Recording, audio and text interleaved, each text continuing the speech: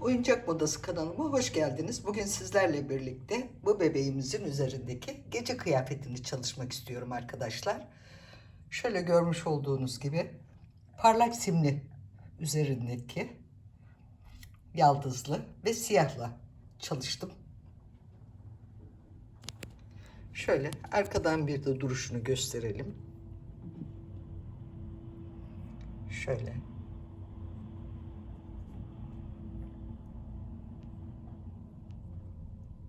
Şöyle.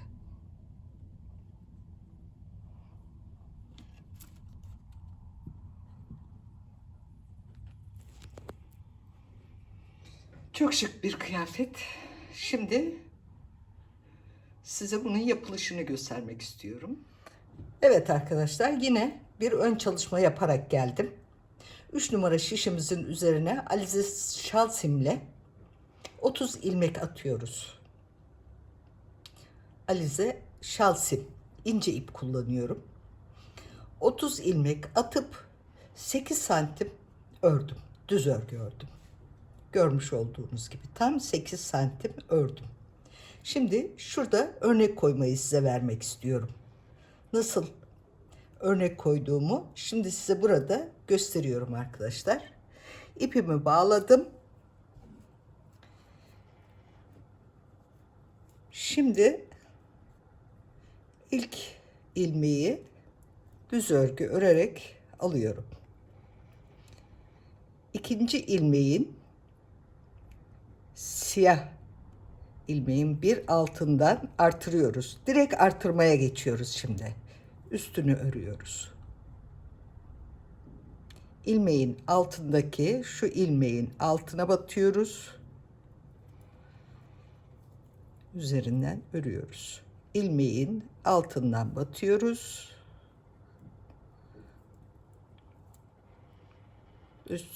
Altından batıyoruz. Üstteki ilmeği örüyoruz. Evet. Her ilmeği bir altından batıyoruz. Üstünü örüyoruz. Bir altından batıyoruz. Üstünü örüyoruz.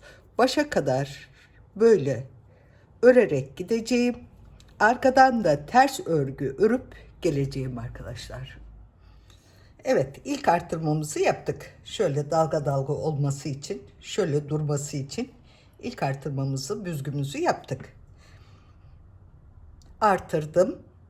Arkadan ters ördüm, geldim. Şimdi giderken yine aynı şekilde artırıp arkadan ters örüp geldim mi bütün artış bu kadar arkadaşlar.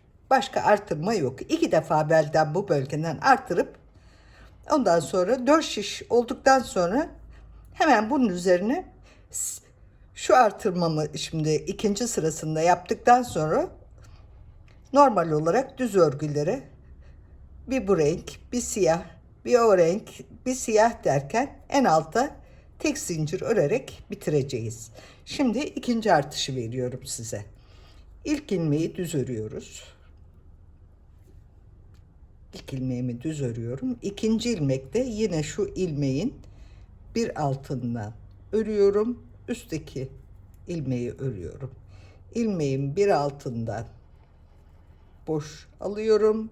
İlmeği örüyorum. Bir altından alıyorum. İlmeği örüyorum. İkinci sıramı da bu şekilde artırıyorum.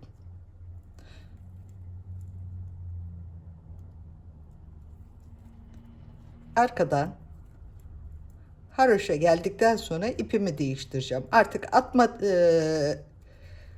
arkadaşlar artırma falan yok. Bundan sonra 4'er şiş örüp ipimi değiştirmek istiyorum. Sadece burasında artış var. Bu ve arkası bittik. Bu artışım ve arkasını bitirdikten sonra siyah ipe geçiyorum. Hiçbir işlem yapmadan 4 şiş örüyorum. Sonra diğer rengime, sarı rengime geçiyorum. O şekilde örüp şu son sıraya kadar örüp geliyorum. Evet arkadaşlar, sadece şurada artırma olduğu için gerisi düz örgüydü. 4'er sıra 4 siyah siyah, 4 sıra siyah, 4 sıra sarı, siyah, En sonunda da 2 sıra ördüm ve kesmeye geldi şimdi sıra. En altta az bir şey yapıyoruz. Şöyle görmüş olduğunuz gibi 2 sıra ördüm. Şimdi kapatıyorum. Ön tarafından kapatıyorum. Böyle kapattığım zaman zincir yapmış gibi olacak son sırası.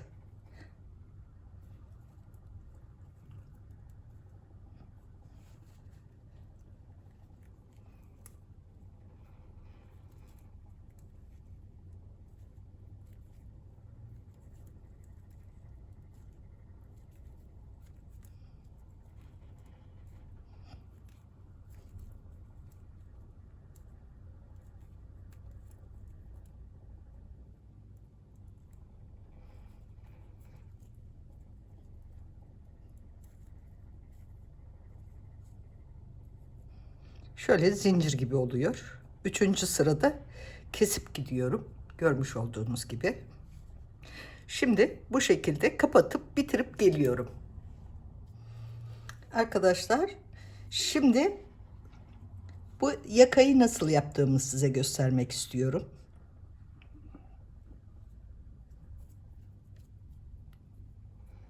Şöyle 1, 2, 3, 4 zincir çekiyorum. Halkayı oluşturuyorum.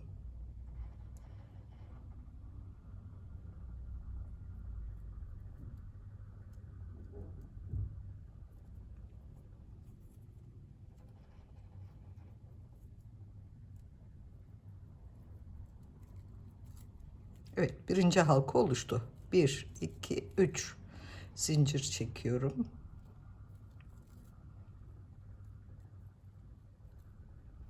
Evet, ikinci halkada oluştu. Şimdi 2 halkayı yaptık. 4 zincir çekiyorum. Döndüğüm için kısa kalsın istemiyorum. Kenarlar çekmesin. Buraya 3 defa batıyorum.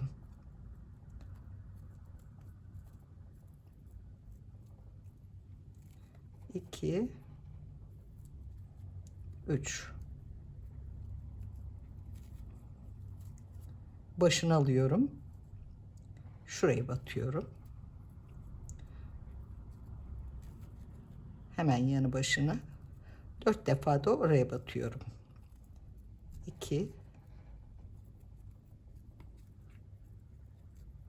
3, 4. Şimdi bu şekilde devam edersem yakanın ucu böyle halka halka olmasını istemedim. Şöyle sivri olsun istedim. O yüzden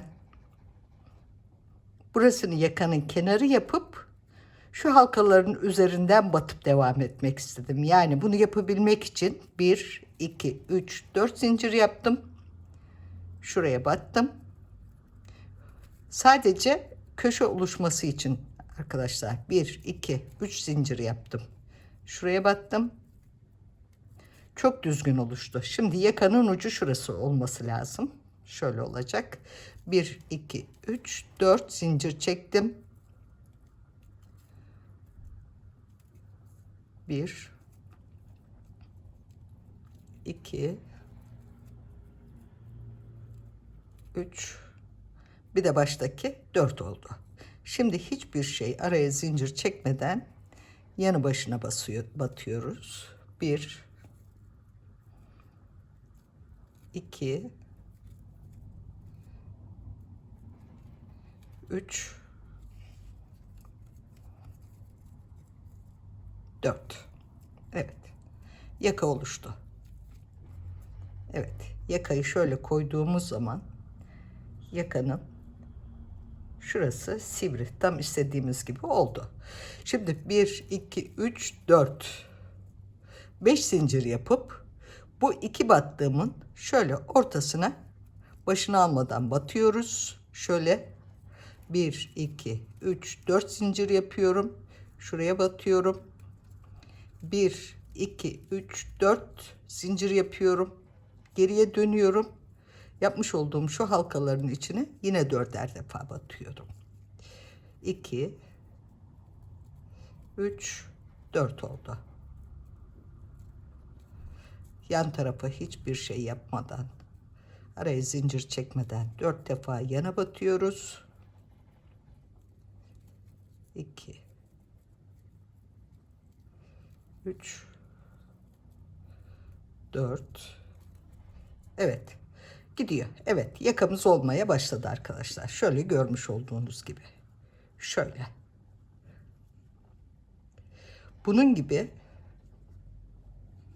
Bunun gibi yakamızı sayalım arkadaşlar. 1 2 3 4 5 6 7 8 9 10 11 12 13 14. 14 dolgu yapacağız. Bu yaka gibi olması için. Bunu 14 defa batıp geliyorum. Son 14.'yü yaptım. 2 zincir çektim. Geri dönüyorum. Delikli kalmaması lazım bu kenarın.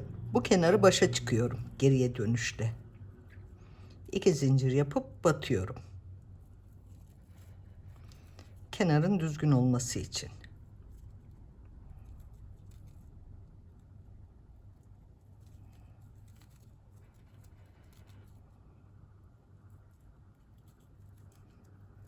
Evet, başa çıktım arkasını çevirip. Şimdi ters tarafından, şurası yüzü, şurası tersi. Ters tarafından iki ucunu nasıl birleştiriyorum onu gösteriyorum. Diğer ucun şöyle ucundan batıyorum ve çekiyorum. Bir zincir çekip koparıyorum.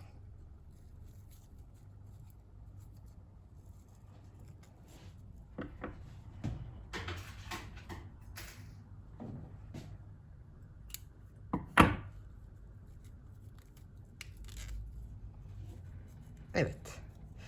Temizledikten sonra işimiz bitmiş oluyor. Şöyle bunu da bunun yakasına şu şekilde koymuş oluyoruz diktikten sonra. Şöyle.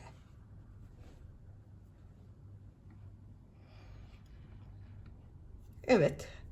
Çok güzel bir gece kıyafeti oldu.